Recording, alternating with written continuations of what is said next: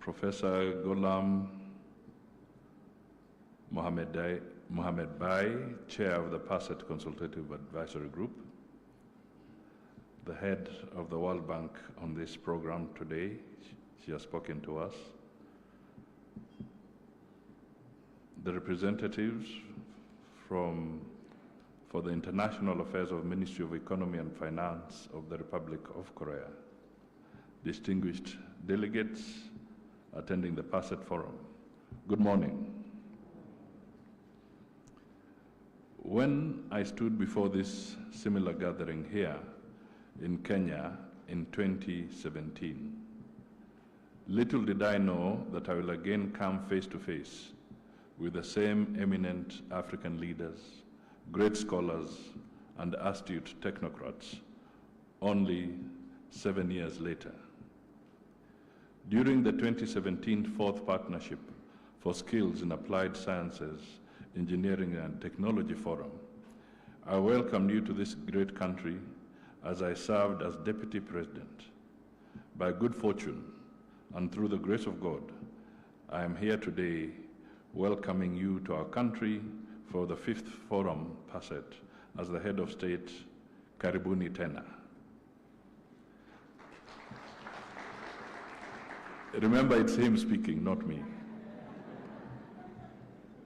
As we gather here in Nairobi, we must look back at the previous 4 PASET fora held since 2013 in Ethiopia, Rwanda, Senegal, and Kenya, with a tinge of pride and satisfaction over the tremendous strides we have achieved so far.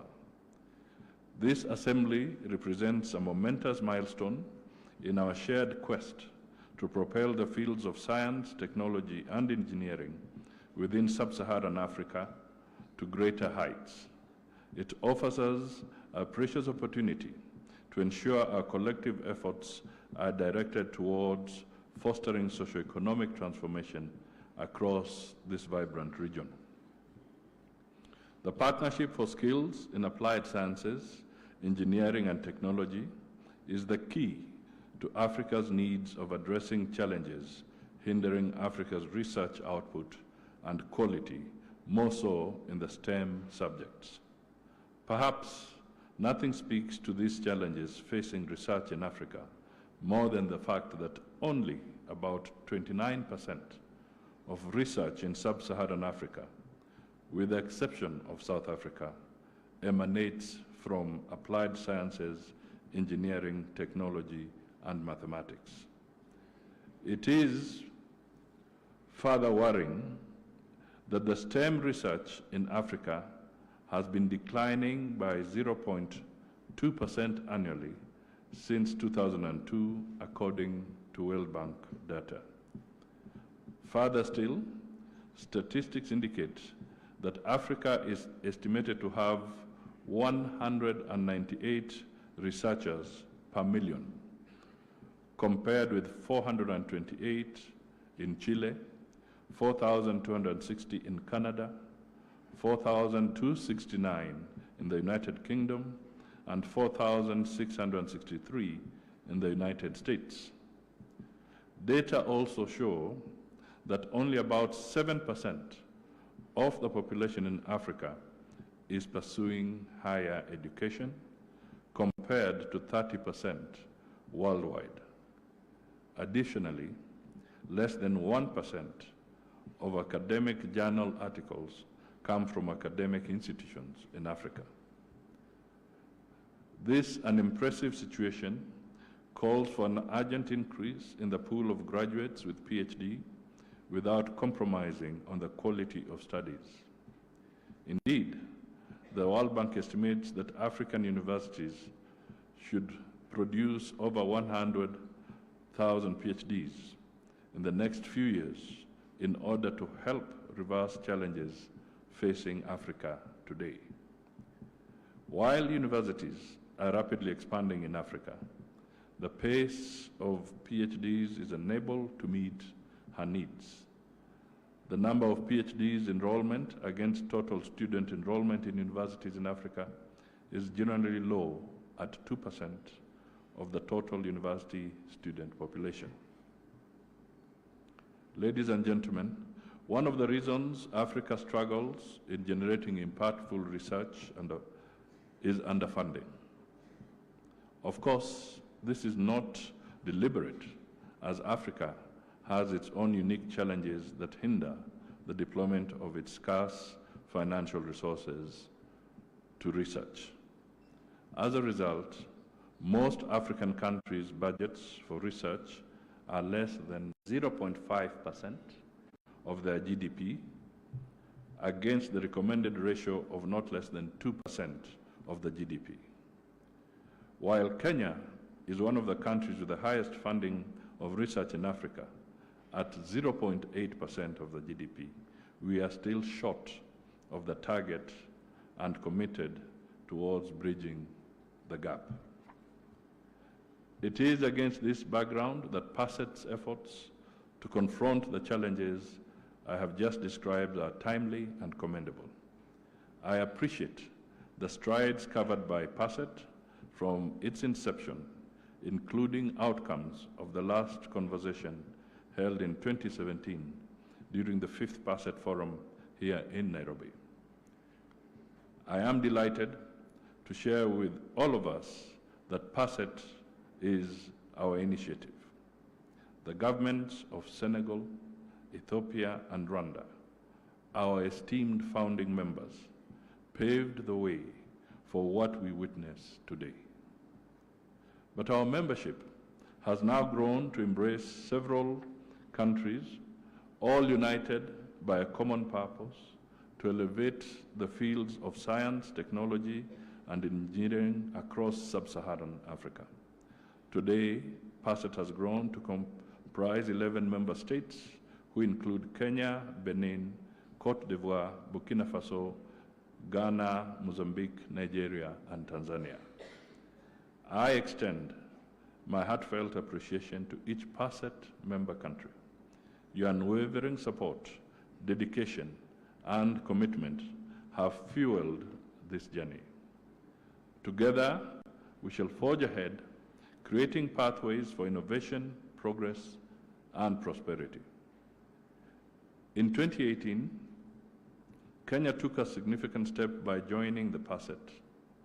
This partnership, dear friends, is not merely an affiliation.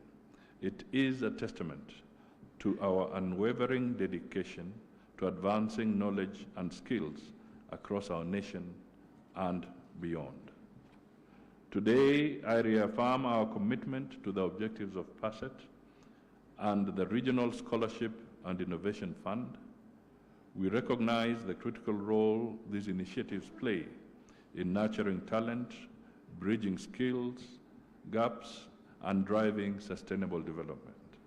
I assure you of my unwavering commitment to enhancing tertiary education within Kenya and across our region. Since its inception in 2013, PASET has been at the forefront of driving innovation, fostering collaboration, and empowering countless individuals and institutions across the region. Guided by the Charter of Partnership for Skills in Applied Sciences, Engineering, and Technology, we have made tremendous strides in addressing critical skills gaps and laying the foundation of promoting sustainable development. Kenya recognizes the importance of PASET, together with its flagship program, the Regional Scholarship Innovation Fund. We believe in the regional approach to strengthening science, technology, and innovation for responding to the emerging challenges of Africa. I am pleased to confirm that PASET goals align well with the Kenyan government strategy to enhance science, technology, engineering, and mathematics areas in our education sector. I am pleased to announce that under the Regional Scholarship and Innovation Fund, aimed at supporting PhD scholarships and research projects in priority areas, Kenya, through its initial contribution of 2017-2018, has leveraged additional funding to benefit a significant number of scholars and institutions. The government of Kenya contributed $2 million to the Regional Scholarship and Innovation Fund in 2018, a contribution that supported 18 PhD scholarships. These Regional Scholarship and Innovation Fund students benefited from the highest quality of PhD training with advanced research and training institutions across the United States, United Kingdom, Europe, South Korea, and Africa. This success underscores the importance of collective action and collaboration in achieving our academic goals. I wish to state that to date, 25 PhD scholars have benefited from Regional Scholarship and Innovation Fund. 68% of them are women. The Regional Scholarship and Innovation Fund beneficiaries are equipped with advanced technologies, research skills, and relevant international, regional, and national networks. Therefore, we expect that the beneficiaries of these scholarships will enhance positive growth in their respective institutions and develop centers of excellence in their areas of study. Two Kenyan universities, the University of Nairobi and Kenyatta University, were competitively selected as African host universities to train Regional Scholarship and Innovation Fund PhD students and are currently hosting a total of 41 students. This selection as African host universities is an important stamp of approval that universities in Africa are globally competitive. It is clear that progressively there is need to enhance international partnerships, particularly South-to-South partnerships, to enhance our collective goals and vision of PASET. This is so important given that PASET initiative has improved links with countries such as Korea, Morocco, South Africa, Brazil, among others. The international exposure through partnerships will give our graduates a better understanding of how we can grow industry and the knowledge economy, increase productivity, and create more jobs. As we march forward, we need to bring in more African governments to achieve better economies of scale and scope, and thereby reducing the cost of training, hence train more students. Ladies and gentlemen, the economic challenges facing the world today is a big risk to the sustainability of the PASET program. There is an urgent need to establish a PASET permanent fund, as well as develop sustainable structures to manage this initiative. Kenya is conscious of the tremendous promise in the exploration of innovative funding mechanisms, new sources of revenue, and partnership with the private sector, including through the sale of carbon credits. As you are aware, I launched the African Credit Markets Initiative during the COP27. And although still a nascent market, Kenya accounted for 20% of the carbon credit. This achievement serves as a testament to our unwavering commitment to environmental stewardship and sustainable development. Therefore, as we navigate the complexities of the global economic landscape, let us forge ahead with determination and resolve. Together, let us seize the opportunities that lie before us in order to secure a brighter future for generations to come. As we gather here today, our focus remains steadfast on addressing the skills gap in key areas critical to economic development. Digital technologies, climate change, energy, minerals, mining, and material science and food security and agribusinesses are at the forefront of our agenda. These focal areas represent not just challenges, but also opportunities for innovation, growth, and prosperity. Into our broader knowledge and skills ecosystem, we will be able to unlock the full potential of Africa's industrialization. On this note, I am glad that PASET acknowledges the critical role of TVETs and has identified priority sectors that include transport, energy, manufacturing, and ICT. I am optimistic that the programs developed to address challenges and generate opportunities in these sectors will not only create jobs, but will trigger industrialization with those sectors as the epicenters.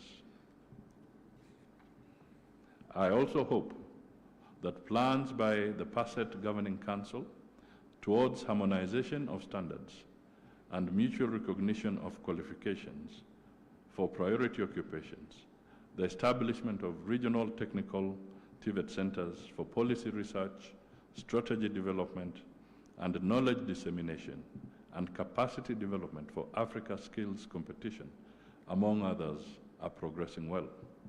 Looking ahead, I am happy that the actions and discussions that will be held in this forum are aligned to the international, African, and local contexts on the role of education, science, and technology to Africa's resurgence.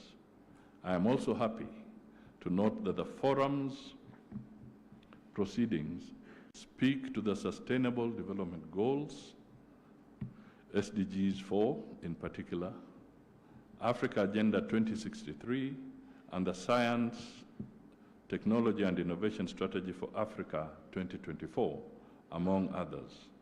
The foregoing policies have strongly agitated the role of mission-oriented science, technology, innovation, and scientific research in addressing Africa's challenges. I am certain each state party has domesticated these policies to chart their own course. Finally, ladies and gentlemen, as we travel this journey together, let us reaffirm our commitment to excellence, innovation, and inclusivity. Let us leverage our collective expertise, resources, and networks to drive positive change and shape a brighter future for generations to come. Your Excellencies, ladies and gentlemen, I wish you all fruitful deliberations and look forward to the innovative solutions and collaborations that will emerge from this forum. I also urge you to find an opportunity to enjoy Kenya's rich flora and fauna. Asante sana, God bless you.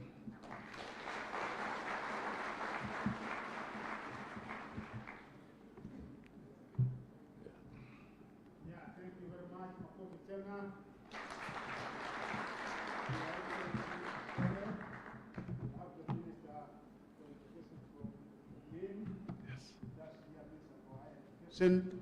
Minister for Higher Education and Scientific Research, Yayi Radekan.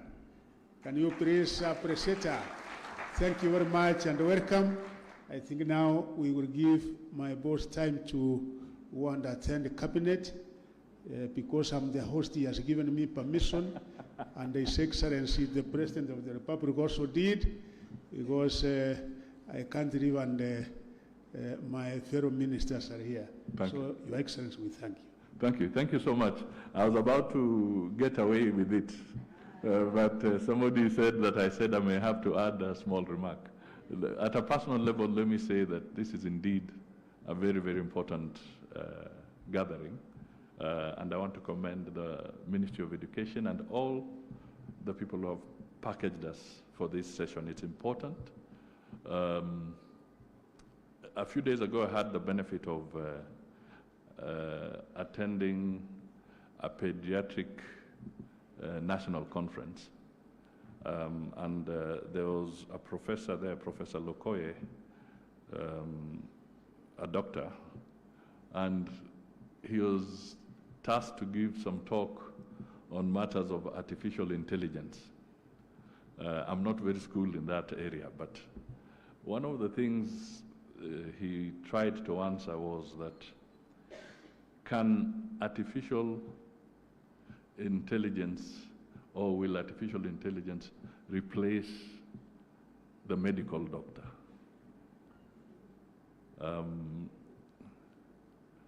And at the end of it all, his argument was that no, artificial intelligence will never replace the medical doctor. But the doctor who uses artificial intelligence will definitely outrun and outpace the doctor who is not using artificial intelligence. That was his conclusion. So I think what you're trying to do here is perhaps to really confirm that he was right. We have to skill our people so that they can take us to the next level. But it is clear we cannot be replaced. Human beings will always be there. So it is us to actually harness our talent, our knowledge, and this forum provides that very good opportunity for convergence so that we can exactly do that and be able to make Africa better. The other quick point is that in terms of trade, as an example, 30% of Africa's trade is intra-African. Only 30%. 70% of Africa's trade is actually with the rest of the world, particularly Europe and other areas. So that means that amongst ourselves, again through you, skilling our people, we have an opportunity to rapidly increase inter-Africa trade and get our people working together. So again, it becomes a challenge to you. Finally, yesterday we were talking to the conference on interconnectivity in Africa, and I gave a simple analogy, a conversation I had in Paris the other day when we were addressing the issue of of Sudan. The world was called upon to raise $2 billion for humanitarian intervention. The target was 4, the pledges came to 2 billion. I want to bring this again because conflicts in Africa are causing havoc. They are disrupting education. Right now, the statistics from UNHCR indicate that as at the end of 2023, about 98 million children in Africa are out of school because of conflict.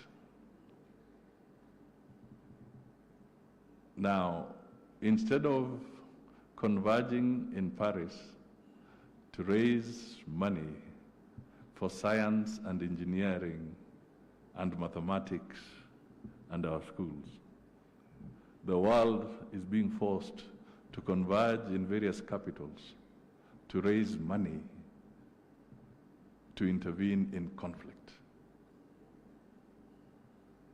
So as Africa, even as you look at the issues you'll be discussing here, just try and put that into perspective, that we really have to sort ourselves out. We really have to sort ourselves out because it is not possible that we will always be going out there to have resources that can be directed to agribusiness, to our infrastructure, to our education, are being canvassed so that they can make interventions in areas of conflict. It is not sustainable, it is not healthy, it is not wise, and we collectively must find solutions. Thank you, ladies and gentlemen. With your permission, I will exit. Thank you.